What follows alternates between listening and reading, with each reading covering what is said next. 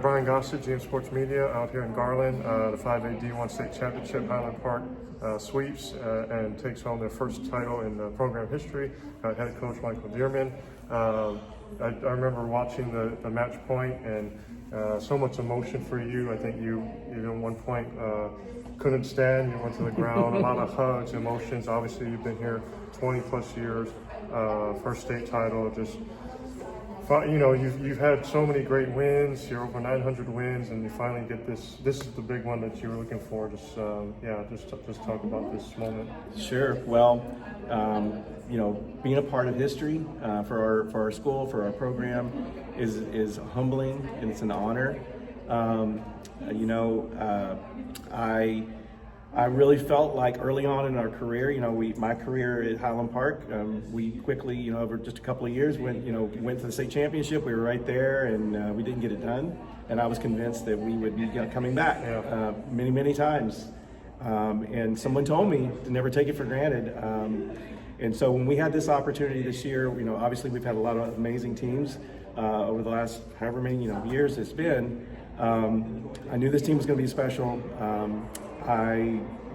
One of the things that we really focused on in our off season was our culture, and honestly, that is the thing that's gotten us over the hump is really being focused on our culture and trust and family and love, and really making sure that everyone feels special and a part of it, and that just carried on through into our season, and here we are. Yeah.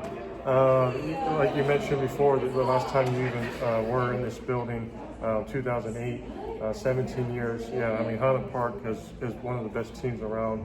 You just are playing in tough districts, tough regions with the likes of like Lovejoy and Frisco and McKinney North. Mm-hmm.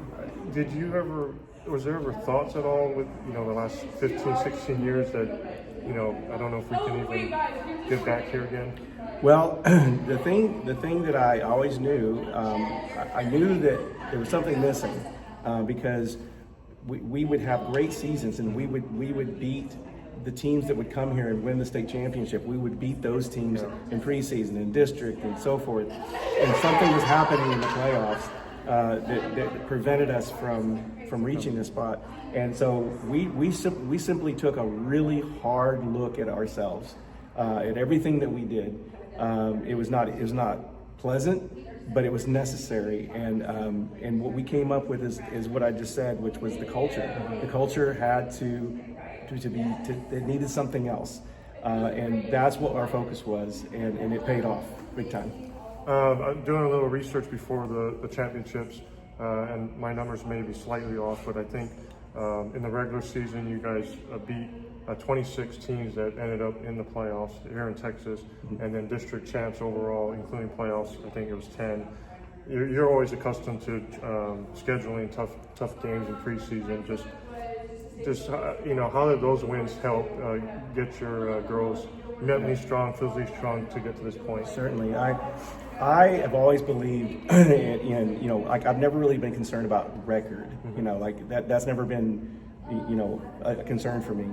So I always want to schedule with the toughest competition that we can, because if you don't do that, you don't get exposed, and your weaknesses don't get exposed by really good teams. And so how do you know how to really focus on what you need to focus on? So if you play these teams, and they're gonna expose you, and so then you know where to go from there. And so that's the purpose of scheduling such tough preseason. And I've never shied away from that. Again, record, that doesn't really mean anything. That never has. It's really this, getting to this point, and record doesn't matter. All you have to do is get there. But that's the reason. We need to see good teams expose anything that we've got going. I said this before the season started, and a couple of people close to me said this as well. You guys, obviously, the offensive attack was there. You capable of getting to state. The missing piece, the question was, you needed that consistent setter and good play from your setter spot. And I wasn't sure about it, but Anna Lee has just impressed us and exceeded our expectations. Obviously, you're closer to her, so you probably knew how good she was. But again, she was either 1 or 2 in the Metroplex in assists this year. Just what can you say about her season? So Anna Lee, you know, she's not getting all the notoriety that our hitters are. And there's 100%, I can say this with certainty, if we didn't have Anna Lee and she didn't perform the way she has all season, we would not be here, and I would not be wearing this around my neck right now. Anna Lee has been the key to that. She has worked hard, really hard. We've put in extra time with her. We sat down, you know, special sessions with film and just her talking about decision making and that kind of thing. And she's been a real student of the game, and she's been willing to be coached. And we've been really tough on her. You know, that's the other thing. We've had moments of tears and things, you know, go on, but in the end, you know, she was tough, and she came back and she got better. So yeah, Anna Lee, key to our success. Last question is your state champion MVP Sarah Floyd. You know, you've coached so many great players. In 10 years, I've seen so many great players. She's the type of player you just watch her, the way her athleticism, she jumps, she swings, her strength. She's a different animal out there. She stands out from the rest. I don't know, what can you say about coaching her? How fun is it to watch her?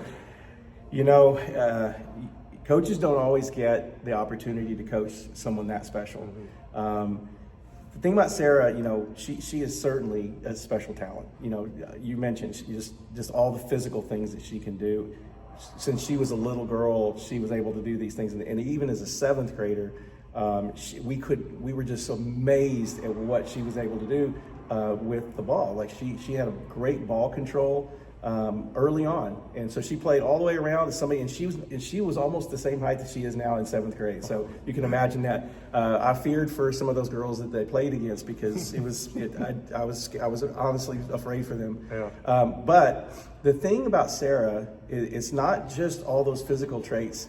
She is the best teammate that you can ever want. She genuinely wants everyone around her to do great, and she is so supportive of her teammates. The most selfless player out there. She just wants to see the team to be successful, and she's never ever once shown me ever a slight hint of anything that you would consider to be selfish. And so that, besides that, and the fact that her work ethic and the fact that she wants to be so good, she's got the whole package. And I'm telling you, it's rare. It's rare to have someone that physical, that with those skills, that actually has all the other awesome stuff to being a great person as well. Yeah, I was going to say the several weeks she missed, you know, obviously I didn't see it, but you saw it. She probably was the first one cheering and clapping and probably even helping, you know, coach her. 100%. She was totally engaged in every practice, every game. She was right there. I mean, you would not know. You know, I know she had to have been frustrated, but you never saw it. And she was 100% supportive of her teammates out there, definitely. All right, well, Coach Michael Dearman, congratulations. Thank you. Coming up on 950 wins, but I'm sure this one is sweeter than all of them. I'll take this one. Thank you.